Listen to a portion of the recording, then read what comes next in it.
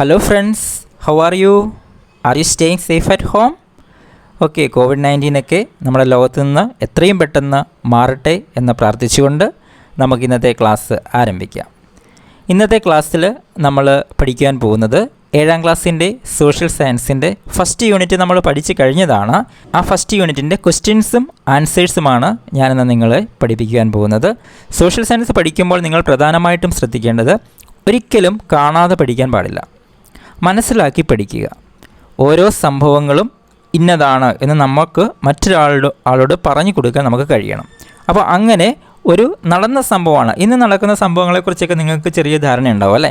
അപ്പോൾ അതേപോലെ പഴയ കാലങ്ങളിൽ നടന്ന സംഭവങ്ങളാണ് നമ്മുടെ പുസ്തകങ്ങളിൽ പഠിക്കുവാനുള്ളത്, സ്വാതന്ത്ര്യ സമര ചരിത്രങ്ങളും മറ്റു കാര്യങ്ങളും എല്ലാം. അപ്പം ഓരോ സംഭവങ്ങളായിട്ട്, നടന്ന സംഭവങ്ങളായിട്ട് അതിനെ കണ്ട് അത് മനസ്സിലാക്കുകയും അത് കാണാതെ പഠിക്കാതെ മറ്റൊരാൾക്ക് പറഞ്ഞു കൊടുക്കാൻ തക്ക രീതിയിൽ എപ്പോഴും നിങ്ങളുടെ മനസ്സിൽ ഓർമ്മ നിൽക്കത്തക്ക രീതിയിൽ മനസ്സിലാക്കി പഠിക്കുവാൻ നിങ്ങൾ ശ്രദ്ധിക്കണം. സോ നമുക്ക് ഫസ്റ്റ് യൂണിറ്റ് പഠിച്ചു കഴിഞ്ഞതാണ്. അപ്പോൾ നമുക്കതിൻ്റെ ഓരോ പാസേജിൽ കൂടി കടന്നു പോയതിന് ശേഷം നമുക്ക് ഓരോ പാസേജിലും ഉള്ള പ്രധാനപ്പെട്ട ക്വസ്റ്റ്യനും ഞാൻ നിങ്ങൾക്ക് തരാം. അപ്പം നമുക്ക് ആദ്യം യൂറോപ്യൻ ട്രാൻസിഷൻ എന്ന ഫസ്റ്റ് യൂണിറ്റിൻ്റെ ആദ്യ ഭാഗത്ത് നിങ്ങൾ പഠിച്ചു കഴിഞ്ഞതാണ്. ഒരു ചിത്രം, ഇതെന്തായിരുന്നു ചിത്രം? ഹഗിയ സോഫിയാണല്ലേ. ഹഗിയ സോഫിയെക്കുറിച്ച് നിങ്ങൾ പഠിച്ചിട്ടുണ്ടല്ലോ. ഓക്കെ, പഠിച്ചു കഴിഞ്ഞതാണ്. ഹഗിയ സോഫിയയെക്കുറിച്ചാണ് ഈ പാസേജിൽ പറയുന്നത്. അത് മാത്രമല്ല, വളരെ ഇമ്പോർട്ടൻ്റ് ആയിട്ടുള്ള ഒരു സിറ്റിയാണ് കോൺസ്റ്റാൻറ്റിനോപ്പിൾ അല്ലേ. കോൺസ്റ്റാൻറ്റിനോപ്പിൾ ഓർക്കുന്നുണ്ടോ? പഠിച്ചു കഴിഞ്ഞതാണ്. കോൺസ്റ്റാൻറ്റിനോപ്പിളിൻ്റെ പ്രാധാന്യത്തെക്കുറിച്ചും അതിൻ്റെ ചരിത്രത്തിൽ അതിൻ്റെ സ്ഥാനത്തെക്കുറിച്ചുമൊക്കെ ഈ പാസേജിൽ പഠിക്കുന്നുണ്ട്. അത് മാത്രമല്ല, കോൺസ്റ്റാൻറ്റിനോപ്പിളിൻ്റെ സ്ഥാനം ഇവിടെ ഒരു മാപ്പ് കൊടുത്തിട്ടുണ്ട്. എവിടെയൊക്കെയായിരുന്നു കോൺസ്റ്റാൻറ്റിനോപ്പിളിൻ്റെ സ്ഥാനം? യൂറോപ്പിനും ഏഷ്യയ്ക്കും ഇടയിൽ അല്ലേ. അതായത് ഏഷ്യയിൽ നിന്ന് യൂറോപ്പിലേക്കുള്ള ഒരു പ്രവേശന കവാടമാണ് ആയിരുന്നു നമ്മുടെ കോൺസ്റ്റാൻറ്റിനോപ്പിൾ അല്ലേ. ഇത് gateway from Asia to Europe. അത് പഠിച്ചു കഴിഞ്ഞതാണ്. അതിനുശേഷം മുന്നോട്ട് പോയി കഴിഞ്ഞാൽ കോൺസ്റ്റാൻറ്റിനോപ്പിളിൻ്റെ ഫീച്ചേഴ്സാണ് ഇവിടെ പറഞ്ഞത്. കോൺസ്റ്റാൻറ്റിനോപ്പിളിൻ്റെ ഫീച്ചേഴ്സ് പഠിച്ചു കഴിഞ്ഞതാണ്. ഇത്രയും ഭാഗത്തു നിന്നുള്ള ഒരു ചോദ്യമുണ്ട്. So we can go to the first question of this unit. Here is the first question. എന്താണ്? What were the features of Constantinople? നിങ്ങൾ നോട്ട്ബുക്ക് എടുത്തിട്ട് എഴുതാൻ തുടങ്ങിക്കോളൂ. ഫസ്റ്റ് ക്വസ്റ്റ്യൻ എഴുതാൻ തുടങ്ങുക. What were the features of Constantinople? കോൺസ്റ്റാൻറ്റിനോപ്പിളിൻ്റെ പ്രത്യേകതകൾ എന്തെല്ലാം? എല്ലാ പ്രാവശ്യവും എക്സാമിന് ചോദിക്കുന്നതാണ്, കഴിഞ്ഞ പ്രാവശ്യവും ചോദിച്ചതാണ്. നോക്കാം നമുക്ക്. സെൻറ്റർ ഓഫ് നോളജ്, വിജ്ഞാനത്തിൻ്റെ കേന്ദ്രമായിരുന്നു കോൺസ്റ്റാൻറ്റിനോപ്പിൾ അല്ലേ. And second one is about scholars and treasure trove of scholarly text, അതായത് മഹാപണ്ഡിതന്മാരുടെയും അമൂല്യ ഗ്രന്ഥങ്ങളുടെയും ഒരു കേന്ദ്രം കൂടിയായിരുന്നു നമ്മുടെ കോൺസ്റ്റാൻറ്റിനോപ്പിൾ. അടുത്ത feature, gateway from Asia to Europe, ഏഷ്യയിൽ നിന്ന് യൂറോപ്പിലേക്കുള്ള ഒരു പ്രവേശന കവാടം കൂടിയായിരുന്നു Constantinople. So centre of knowledge, about scholars and a treasure trove of scholarly text, gateway from Asia to Europe. These are the 3 main features of Constantinople. So do you understand these features? Please take your notebook and write the first question of this unit. So now we can go to the next passage of this unit. കോൺസ്റ്റാൻറ്റിനോപ്പിളിൻ്റെ features കഴിഞ്ഞ് മുന്നോട്ട് വന്നപ്പോൾ നമ്മൾ പഠിച്ചത് തുർക്കികൾ Constantinople 1453 കീഴടക്കി അല്ലേ, പിടിച്ചെടുത്തു. അതിൻ്റെ ഫലമായിട്ട് എന്ത് സംഭവിച്ചു? അവിടെ ഉണ്ടായിരുന്ന കോൺസ്റ്റാൻറ്റിനോപ്പിളിലുണ്ടായിരുന്ന സ്കോളേഴ്സും ആർട്ടിസ്റ്റും റൈറ്റേഴ്സും നേരെ അവിടെ നിൽക്കാൻ പറ്റാതായി. കാരണം തുർക്കികൾ കോൺസ്റ്റാൻറ്റിനോപ്പിൾ പിടിച്ചടക്കി. അപ്പോൾ അതിനുശേഷം അവർക്ക് അവിടെ നിൽക്കാൻ പറ്റാത്ത അവസ്ഥയായി. ഭൂരിഭാഗം പേരും നേരെ ഇറ്റലിയിലേക്ക് മൈഗ്രേറ്റ് ചെയ്തു. Many of them migrated to Italy. So here was the another important question. Why did they migrate to Italy? We can go to the next question of this unit. Here is the second question. Why did the scholars, artists and writers migrate to Italy? എന്തുകൊണ്ടാണ് കോൺസ്റ്റാൻറ്റിനോപ്പിളിലെ പണ്ഡിതന്മാരും കലാകാരന്മാരും എഴുത്തുകാരും ഒക്കെ ഇറ്റലിയിലേക്ക് migrate ചെയ്തത്? We can check the answer. Please write.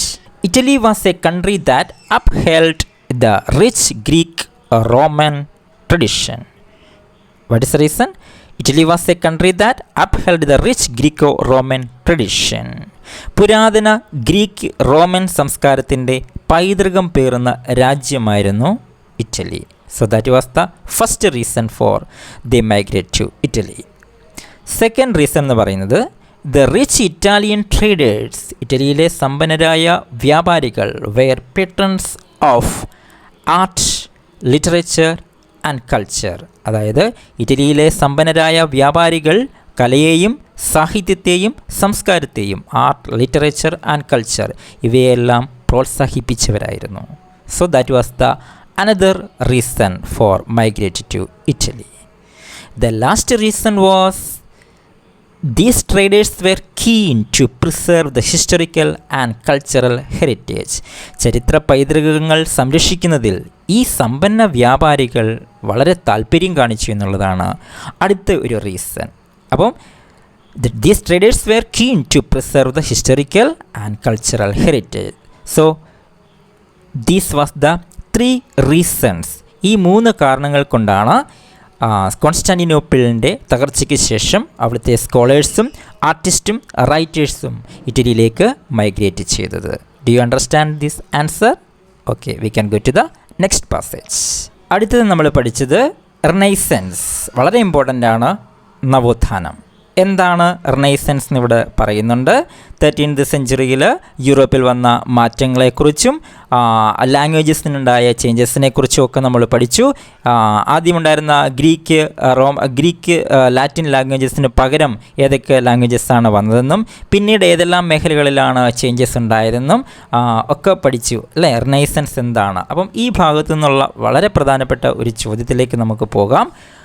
Write a short note about the renaissance അല്ലേ. നവോത്ഥാനം എന്ന് ഒരാൾ ചോദിച്ചാൽ എന്താണ് എന്ന് നമുക്ക് പറഞ്ഞു കൊടുക്കാൻ കഴിയണം. വാട്ട് ഈസ് റിനൈസൻസ് എന്ന് ചോദിച്ചു കഴിഞ്ഞാൽ ഇതാണ് റിനൈസൻസ് എന്ന് നിങ്ങൾക്ക് എല്ലാ കുട്ടികൾക്കും വളരെ ഈസി ആയിട്ട് പറഞ്ഞു കൊടുക്കാൻ കഴിയണം. ഞാൻ വീണ്ടും ഓർമ്മിപ്പിക്കുകയാണ്, ഒരിക്കലും കാണാതെ പഠിക്കരുത്, ഇത് മനസ്സിലാക്കി പഠിക്കുക. ഇതാണ് റിനൈസൻസ്. നിങ്ങൾക്ക് നിങ്ങളുടേതായ ലാംഗ്വേജസിൽ പരീക്ഷയ്ക്ക് എഴുതാം. ഇതേ രീതിയിൽ തന്നെ എഴുതണമെന്നില്ല, നമുക്ക് നമ്മുടേതായ രീതിയിൽ എഴുതാം. പക്ഷേ ഈ കാര്യങ്ങളെല്ലാം അതിൽ വരണം എന്ന് മാത്രമേ ഉള്ളൂ. So we can go to the next question of this unit. Question number 3. Write a short note about Renaissance. We can check the answer. In the medieval period, the texts were invariably written in Greek and Latin, as these languages were considered elite and scholarly. അതായത് മധ്യകാലഘട്ടത്തിൽ യൂറോപ്പിൽ പണ്ഡിത ഭാഷകളായി കണക്കാക്കപ്പെട്ടിരുന്നത്, അല്ലെങ്കിൽ യൂറോപ്പിൽ പ്രധാനമായിട്ടും അവിടുത്തെ writers എഴുതിയിരുന്നത് Greek Latin ഭാഷകളിലായിരുന്നു. അതുകൊണ്ട് തന്നെ അവർ അതിനെ അവിടുത്തെ പണ്ഡിത ഭാഷകളായിട്ട് കണക്കാക്കപ്പെട്ടിരുന്നത്. ഏതൊക്കെ ഭാഷകളായിരുന്നു? Greek and Latin. ഏത് പീരീഡിലാണ്? മിഡീവൽ പീരീഡിൽ. By the dawn of the 13th century, Latin and Greek were two regional languages like English, Spanish and French.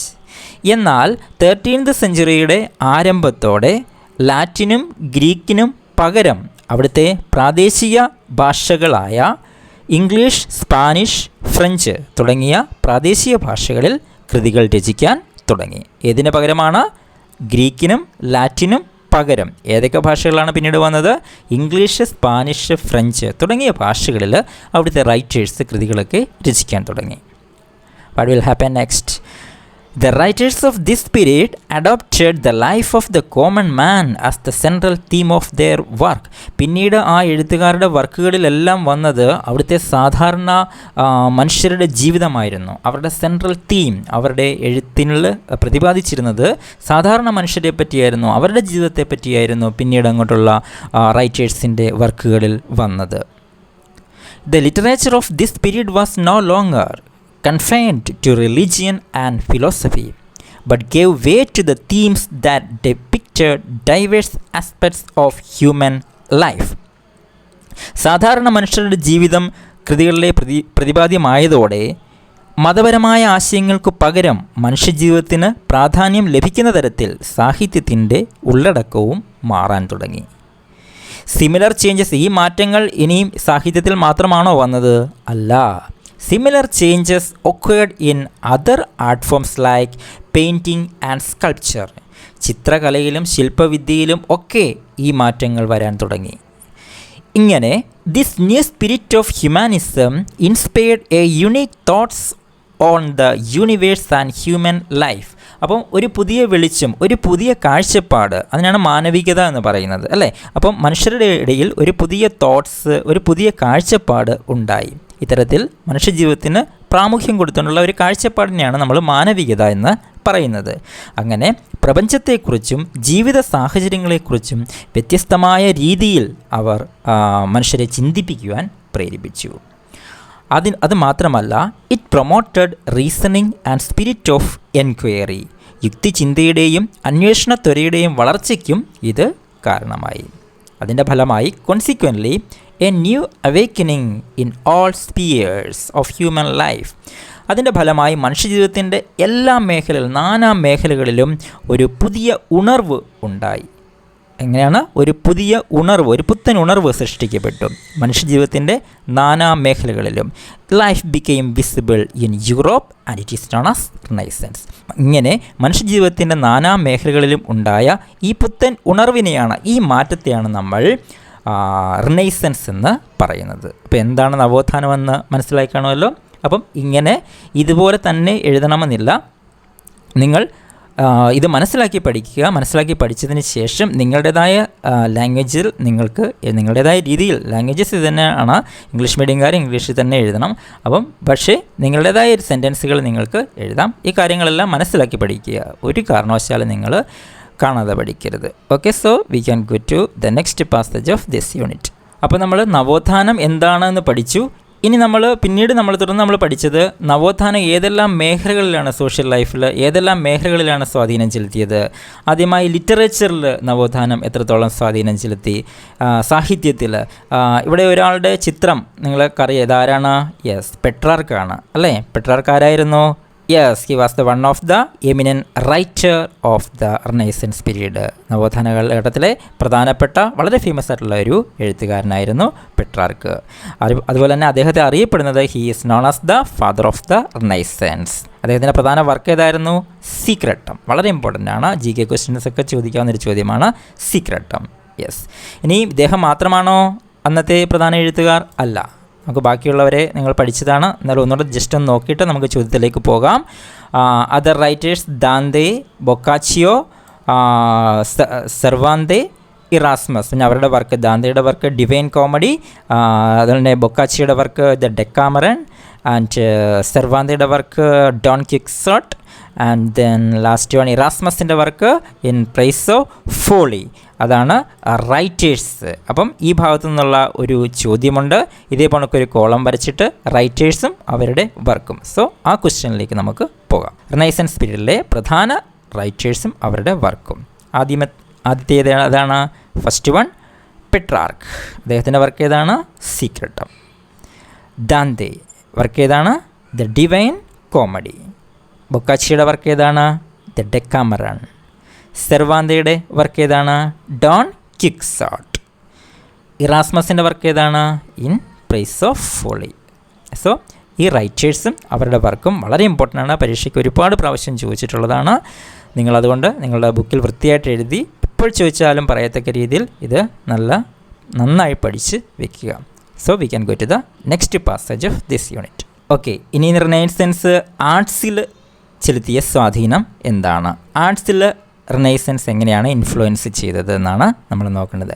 ഇവിടെ നമ്മൾ ആദ്യം പഠിക്കുന്നത് മൊണാലിസ.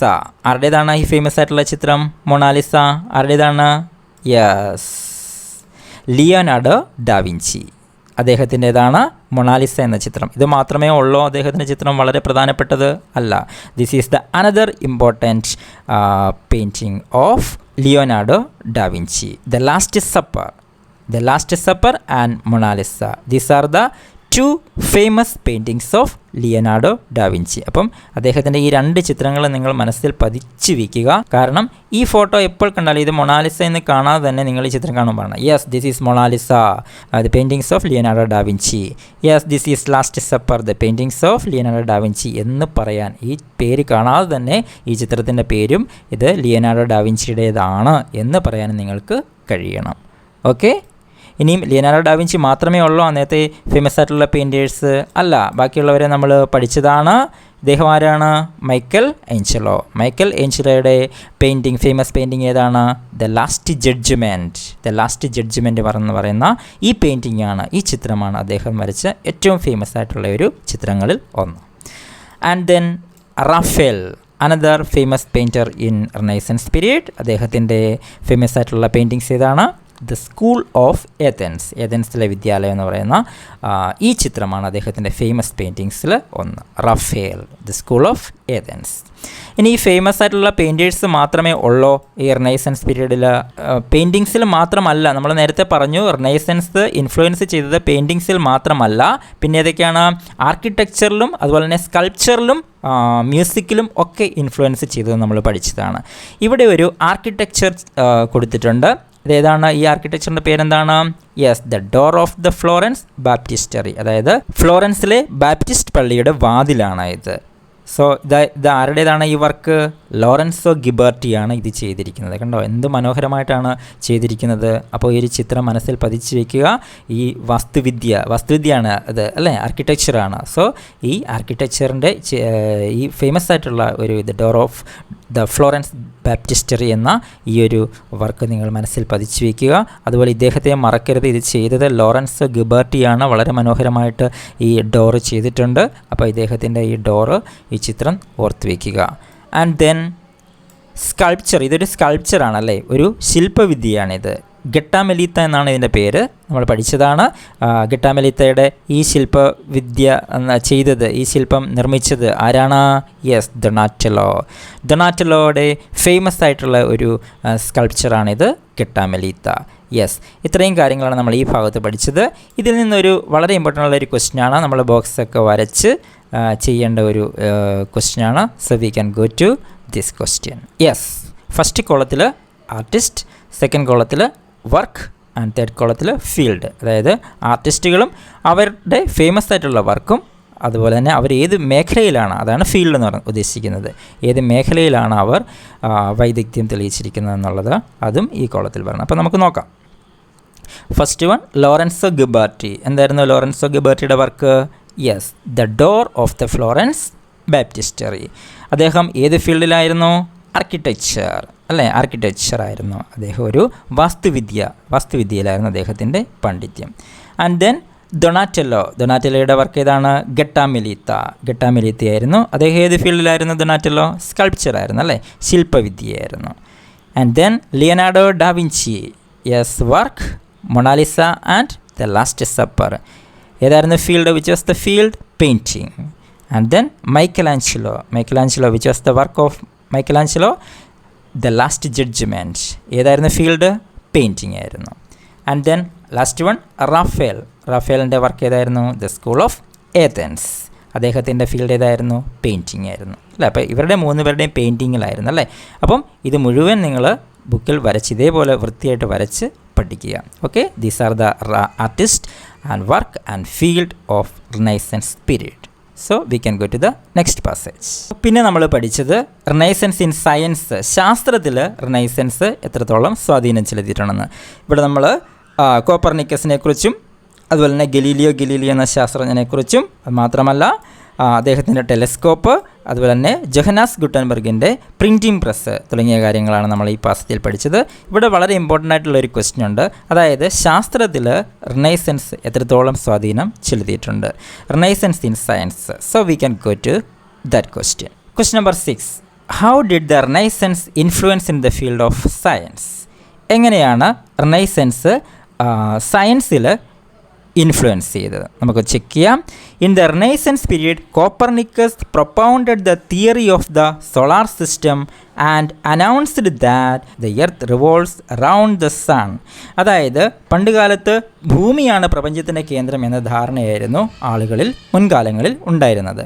പക്ഷേ ഈ ആശയം തെറ്റാണെന്ന് തെളിയിക്കപ്പെട്ടു നവോത്ഥാന കാലത്ത്. അത് തെറ്റാണെന്ന് തെളിയിച്ചത് നമ്മുടെ കോപ്പർനിക്കസ് എന്ന് പറയുന്ന ശാസ്ത്രജ്ഞനാണ്. അദ്ദേഹത്തിൻ്റെ theory of the solar system എന്ന സിദ്ധാന്തം ആവിഷ്കരിക്കുകയും അതിനുശേഷം പ്രഖ്യാപിക്കുകയും ചെയ്തു. അതായത് earth revolves around the sun and also sun is the centre of the solar system എന്ന് അദ്ദേഹം തെളിയിച്ചു.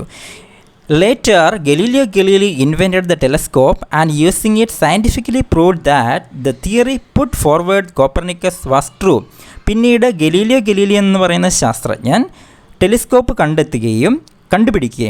കണ്ടുപിടിക്കുകയും അങ്ങനെ സയൻറ്റിഫിക്കായിട്ട് ശാസ്ത്രീയമായിട്ട് നമ്മുടെ കോപ്പർനിക്കസിൻ്റെ സിദ്ധാന്തം ശരിയാണ് എന്ന് തെളിയിക്കുകയും ചെയ്തു. ആരായിരുന്നു അങ്ങനെ തെളിയിച്ചത്? Galileo Galilei. It became easier to propagate the Renaissance ideas widely among the masses with the invention of the printing press by Gutenberg. അതിനുശേഷം ജൊഹന്നാസ് ഗുട്ടൻബർഗിൻ്റെ അദ്ദേഹം അച്ചടിയന്ത്രം കണ്ടുപിടിച്ചതോടെ നവോത്ഥാനാശയങ്ങൾ കൂടുതൽ ജനങ്ങളിലേക്ക് വ്യാപിക്കാൻ തുടങ്ങി. ഇനി അതുമാത്രമല്ല, പിന്നീട് അങ്ങോട്ട് കണ്ടുപിടുത്തങ്ങളുടെ ഒരു നീണ്ട നിര തന്നെ ഉണ്ടായിരുന്നു. And the lot of other inventions in this period were spinning jenny, steam engine, flying shuttle, locomotive. These are the other inventions of in this period, renaissance period. So ഇത്രയും മതി റിനൈസൻസ് എങ്ങനെയാണ് സയൻസിനെ സ്വാധീനിച്ചത് എന്നുള്ളത്. ഇത്രയും കാര്യങ്ങൾ നോട്ട്ബുക്കിൽ നിങ്ങൾ എഴുതിയെടുക്കുക. So we can go to the next passage. പിന്നീട് നമ്മൾ പഠിച്ചത് റിഫോർമേഷനാണ്. മാർട്ടിൻ ലൂതർ, ഈ കാണുന്നത് ആരാണ്? മാർട്ടിൻ ലൂതർ ആയിരുന്നു. മാർട്ടിൻ ലൂതർ ആരായിരുന്നു? Yes, he was the leader of the Reformation movement. Martin Luther led the Reformation movement. ഇത് എവിടെയായിരുന്നു ആരംഭിച്ചത്? ജർമ്മനിയിലായിരുന്നു മതനവീകരണം, റിഫോർമേഷൻ എന്ന മൂവ്മെൻറ്റ് ആരംഭിച്ചത്. സോ ഈ പാസേജിൽ നിങ്ങൾ ഓർത്തിരിക്കേണ്ടത് മാർട്ടിൻ ലൂതറും അതുപോലെ തന്നെ ജർമ്മനിയും, അതായത് റിഫോർമേഷൻ നടന്നത് ജർമ്മനിയിലാണ്, അത് ലീഡ് ചെയ്തത്, നയിച്ചത് മാർട്ടിൻ ലൂതറാണ്. ഇത് രണ്ട് കാര്യങ്ങൾ ഓർത്തിരിക്കുക. Then in search of sea Roots, അതായത് തുർക്കികൾ കോൺസ്റ്റാന്റിനോപ്പിൾ കീഴടക്കി, അല്ലേ, കോൺക്വർ ചെയ്തു. ഇതിൻ്റെ ഫലമായിട്ട് എന്ത് സംഭവിച്ചു? Dismantled the trade relation between Europe and Asia. Constantinople കീഴടക്കിയപ്പോൾ ഈ സമയത്ത് ഏഷ്യയും യൂറോപ്പുമായുള്ള വാണിജ്യ ബന്ധങ്ങൾ തകർന്നു. അതായത് അവർക്ക് ഏഷ്യയിൽ നിന്ന് യൂറോപ്പിലേക്കും യൂറോപ്പിൽ നിന്ന് ഏഷ്യയിലേക്കും പോകാൻ പറ്റാതെയായി. സോ അതിൻ്റെ ഫലമായിട്ട് അപ്പം അവർക്ക് പുതിയ പാതകൾ ആവശ്യമാണ്, അല്ലേ, ഈ വ്യാപാര ബന്ധങ്ങൾ നടത്താൻ വേണ്ടി ഏഷ്യയിൽ നിന്ന് യൂറോപ്പിലേക്ക്. So it necessitated the European traders to discover new sea routes to Asia. So അതിൻ്റെ ഫലമായി യൂറോപ്യൻ ട്രേഡേഴ്സ് പുതിയ സീ റൂട്ട്സ്, ഏഷ്യയിലേക്കുള്ള പുതിയ സമുദ്രപാതകൾ കണ്ടെത്താൻ തുടങ്ങി. അങ്ങനെ the inventions of the compass, വടക്കുനോക്കിയന്ത്രത്തിൻ്റെ കണ്ടുപിടുത്തം, and the spirit of adventure uncovered unknown routes, oceans and continents. വടക്കുനോക്കിയന്ത്രത്തിൻ്റെ കണ്ടുപിടുത്തവും സാഹസിക സഞ്ചാരത്തോടുള്ള താല്പര്യവും പുതിയ സഞ്ചാരമാർഗങ്ങളും സമുദ്രങ്ങളും വൻകരകളും മനുഷ്യന് പരിചിതമാക്കി. അതാണ് നമ്മൾ in search of sea Roots എന്ന ഭാഗത്ത് പഠിച്ചത്. ആൻഡ് ദെൻ നെക്സ്റ്റ് നമ്മൾ പഠിച്ചത് ഇൻഡസ്ട്രിയൽ റെവല്യൂഷൻ ആയിരുന്നു. വളരെ ഇമ്പോർട്ടൻ്റ് ആണ്. എന്താണ് ഇൻഡസ്ട്രിയൽ റെവല്യൂഷൻ എന്നൊരു ചോദ്യം ഇവിടെയുണ്ട്. അപ്പോൾ സോ നമുക്ക് ആ ചോദ്യത്തിലേക്ക് പോകാം. We can go to the next question. What is industrial revolution? എന്താണ് industrial revolution? We can check. The renaissance in the field of the science led to the invention of new machines which brought about the immense change in the field of the production. അതായത് നവോത്ഥാന സമയത്ത് ശാസ്ത്രരംഗത്തുണ്ടായ പുരോഗതി പുതിയ യന്ത്രങ്ങളുടെ കണ്ടുപിടുത്തത്തിന് കാരണമായി. Consequently production increased while the cost of production decreased. തൽഫലമായിട്ട് എന്ത് സംഭവിച്ചു? അതായത് പുതിയ മെഷീനുകൾ കണ്ടുപിടിക്കുമ്പോൾ തീർച്ചയായിട്ടും ഒരുപാട് ആളുകൾ ചെയ്തുകൊണ്ടിരുന്ന ജോലി ഒരു മെഷീൻസ് ചെയ്യാൻ തുടങ്ങി, അല്ലേ? ആ സമയത്ത് തീർച്ചയായിട്ടും ഫീൽഡ് ഓഫ് പ്രൊഡക്ഷനിൽ മാറ്റം ഉണ്ടാകും, അതായത് ഉൽപ്പാദന രംഗത്ത് മാറ്റം ഉണ്ടാകും. കോൺസിക്വൻ്റ്ലി പ്രൊഡക്ഷൻ ഇൻക്രീസ്ഡ്, തൽഫലമായി പ്രൊഡക്ഷൻ അവിടെ ഇൻക്രീസ് ചെയ്തു, ഉൽപ്പാദനം കൂടി. എന്ത് കുറഞ്ഞു? While the cost of production decreased, ഉൽപ്പാദന ചെലവ് കുറഞ്ഞു, അല്ലേ? ഒരുപാട് ആളുകൾ ചെയ്തുകൊണ്ടിരുന്ന ജോലി മെഷീൻസ് ചെയ്യാൻ തുടങ്ങിയപ്പോൾ അവിടെ തീർച്ചയായിട്ടും എന്ത് കുറയും? കോസ്റ്റ് ഓഫ് പ്രൊഡക്ഷൻ കുറയും. Cost of production decreased. Such changes in the field of the production ushered the industrial revolution. ഇങ്ങനെ ഇത്തരത്തിൽ ഉൽപ്പാദന രംഗത്തുണ്ടായ മാറ്റങ്ങളാണ് വ്യവസായ വിപ്ലവം എന്ന പേരിൽ അറിയപ്പെട്ടത്. It began in England and റവല്യൂഷനൈസ്ഡ് production and trade. ഇത് ഇംഗ്ലണ്ടിലാണ് ആരംഭിച്ചത്. ഇതേ തുടർന്ന് വാണിജ്യരംഗത്തും ഒക്കെ വലിയ മാറ്റങ്ങളാണ് ഉണ്ടായത്. സോ ഇതാണ് നമ്മുടെ industrial revolution. Please write this industrial revolution in your notebook and learn it. So we can go to the next passage. ഈ യൂണിറ്റിൻ്റെ അവസാന ഭാഗത്ത് നമ്മൾ പഠിച്ചത് ഇൻവെൻഷൻസ് ഡ്യൂറിങ് ഇൻഡസ്ട്രിയൽ റവല്യൂഷൻ, അതായത് വ്യവസായ വിപ്ലവ സമയത്ത് ഒരുപാട് കണ്ടുപിടുത്തങ്ങളുണ്ടായി നമ്മൾ നേരത്തെ പഠിച്ചു അല്ലേ. അപ്പോൾ ആ മെഷീൻസ് ഏതൊക്കെയാണ് നമ്മൾ ഒന്ന് പരിചയപ്പെടാം. അവയിൽ ചിലത് മാത്രമാണിത്. സ്പിന്നിങ് ജെന്നി കണ്ടോ, ഇവിടെ സ്പിന്നിങ് ജെന്നിയാണിത്. സ്റ്റീം എഞ്ചിൻ മറ്റൊരു ഇൻവെൻഷനാണ് സ്റ്റീം എഞ്ചിൻ. സോ ഇവിടെ നമുക്കൊരു ക്വസ്റ്റ്യനാണ് ഇൻവെൻഷൻസ് ഡ്യൂറിങ് ഇൻഡസ്ട്രിയൽ റെവല്യൂഷൻസ് ഉള്ളത്. അത് ഏതെല്ലാം കണ്ടുപിടുത്തങ്ങളായിരുന്നു ഇൻഡസ്ട്രിയൽ റെവല്യൂഷൻ സമയത്ത് നടന്നത്, അതിൻ്റെ ശാസ്ത്രജ്ഞരാരൊക്കെയായിരുന്നു എന്നുള്ളത് ഇവിടെ ഒരു ചോദ്യമാണ്. So we can go to this question. Yes, question number 8, last question of this unit. The inventions during the industrial revolution and the scientist, second column. So ഏതൊക്കെ ഇൻവെൻഷൻസ് ആണ്, പ്രധാനപ്പെട്ട ഇൻവെൻഷൻസ് ആണ് ഇവിടെ കൊടുത്തിരിക്കുന്നത്. അത് നിർമ്മിച്ച ശാസ്ത്രജ്ഞരുമാണ് കൊടുത്തിരിക്കുന്നത്. നമുക്ക് നോക്കാം. ഫ്ലൈയിങ് ഷട്ടിൽ ആരുടേതാണ്? ജോൺ കെയുടേതാണ് അല്ലേ. ജോൺ കെ എന്ന് പറയുന്ന സയൻറ്റിസ്റ്റ് ആയിരുന്നു ഫ്ലൈയിങ് ഷട്ടിൽ നിർമ്മിച്ചത്. Spinning jenny, who is a scientist? James Hargreaves. Steam engine, who is a scientist? James Watt. Locomotive, who is a scientist? George Stephenson. So these are the inventions and scientists during industrial revolution time. So please write these 8 questions in your notebook and learn it properly. അത് മാത്രമല്ല, ഈ questions എല്ലാം എഴുതിയതിന് ശേഷം നിങ്ങൾ ഒരു പുതിയ notebook എടുക്കണം. ആ നോട്ട്ബുക്കിൽ നിങ്ങൾ ഫസ്റ്റ് യൂണിറ്റിൻ്റെ GK ക്വസ്റ്റ്യൻസ്, അതായത് ഈ 8 ക്വസ്റ്റ്യൻസ് അല്ലാതെ ചെറിയ ചെറിയ 1 വേർഡ് ക്വസ്റ്റ്യൻസ് ഒരുപാട് ഒളിഞ്ഞു കിടപ്പുണ്ട്. അപ്പോൾ പുസ്തകം ടെക്സ്റ്റ് നന്നായിട്ട് വായിച്ചിട്ട് ആ ഓരോ ചോദ്യങ്ങളും അതിൻ്റെ ഉത്തരങ്ങളും ഒരു GK ബുക്ക് നിങ്ങൾ നിർമ്മിക്കണം. ഫസ്റ്റ് യൂണിറ്റ് എന്ന് എഴുതി അതിൽ നിങ്ങളുടെ GK question, first unit GK questions and answers എഴുതി നിങ്ങൾക്ക് ടീച്ചേഴ്സിന് സബ്മിറ്റ് ചെയ്യുക. അത് മാത്രമല്ല, ഒന്നുകൂടി ഞാൻ വീണ്ടും ഓർമ്മിപ്പിക്കുകയാണ്, സോഷ്യൽ സയൻസ് കാണാതെ പഠിക്കരുത്. സോഷ്യൽ സയൻസ് മനസ്സിലാക്കി പഠിക്കുക. സംശയങ്ങളുണ്ടെങ്കിൽ നിങ്ങൾ കമൻറ്റ് ബോക്സിൽ എഴുതുക, എന്നെ അറിയിക്കുക. അതിന് തീർച്ചയായിട്ടും ആൻസർ നൽകുന്നതായിരിക്കും. ഓക്കെ. മാത്രമല്ല, നിങ്ങൾ ഈ ക്ലാസ് കണ്ടതിന് ശേഷം നിങ്ങളുടെ കൂട്ടുകാർക്ക് ഇത് ഷെയർ ചെയ്യുക, സബ്സ്ക്രൈബ് ചെയ്യുക നമ്മുടെ ചാനൽ. അടുത്ത ക്ലാസ്സിൽ സെക്കൻഡ് യൂണിറ്റുമായി നമുക്ക് വീണ്ടും കാണാം. Okay, thank you my dear children. Bye, take care.